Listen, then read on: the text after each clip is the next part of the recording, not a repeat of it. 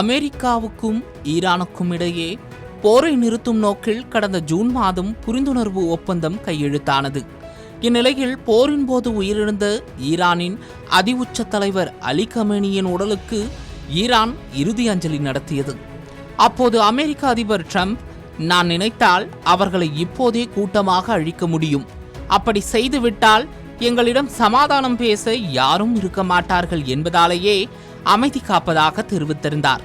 இந்நிலையில் மீண்டும் இரு நாடுகளுக்கும் மோதல் தீவிரமடைந்துள்ளது. லெபனான் மீது இஸ்ரேல் தாக்குதல் நடத்தியதை அடுத்து ஈரானும் பதிலடியாக ஆர்முஸ் நீர்ச்சந்தையை மூடியிருக்கிறது. மேலும் ஆர்முஸ் நீர்ச்சந்தையை கடக்க முற்படும் சரக்கு கப்பல்களையும் ஈரான் தாக்கி வருகிறது. ஆர்முஸ் நீரிணையில் வர்த்தக கப்பல்கள் மீது தாக்குதல் நடத்தப்பட்டதை தொடர்ந்து போர் நிறுத்தம் முடிவுக்கு வந்துவிட்டதாக அமெரிக்க அதிபர் டொனால்ட் ட்ரம்ப் அறிவித்திருந்தார். இதையடுத்து ஈரானின் இராணுவ திறன்களை முடக்கும் நோக்கில் அமெரிக்கா புதிய கட்ட வான்வழி மற்றும் ஏவுகணை தாக்குதல்களை நடத்தியுள்ளது.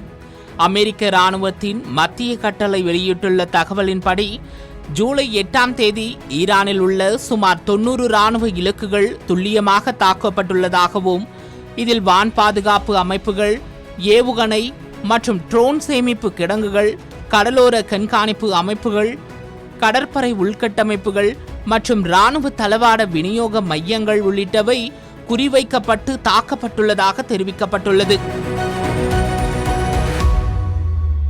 ஆர்முஸ் நீரிணையில் பயணிக்கும் வர்த்தக கப்பல்களின் பாதுகாப்புக்கு ஈரான் தொடர்ந்து அச்சுறுத்தலாக இருந்து வருகிறது.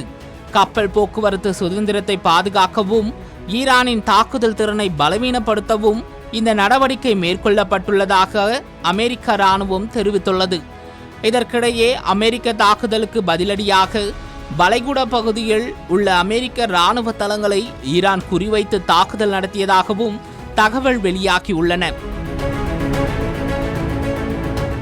இந்த அடுத்தடுத்த தாக்குதல்கள் காரணமாக மத்திய கிழக்கு பிராந்தியத்தில் மீண்டும் போர் பதற்றம் உச்சகட்டத்தை எட்டியுள்ள நிலையில் சர்வதேச எண்ணெய் சந்தை மற்றும் கப்பல் போக்குவரத்திலும் அதன் தாக்கம் எதிரொலிக்க தொடங்கியுள்ளதாக நிபுணர்கள் தெரிவித்து வருகின்றனர்.